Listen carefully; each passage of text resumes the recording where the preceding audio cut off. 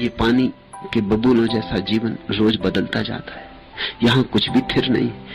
तो जब बुढ़ापा आएगा और उसके पहले कदम तुम सुनोगे, दुख होगा कि हार गया। हारे इत्यादि कुछ भी नहीं, जीत की आकांक्षा के कारण हार का ख्याल पैदा हो रहा है। ये भ्रांति इसलिए बन रही क्योंकि तुम जवान रहना चाहते थे, और प्रकृति किसी चीज को ठहरने नहीं देती, प्रकृति बहाव है, और तुमने प्रकृति के विपरीत कुछ चाहा था जो संभव नहीं है।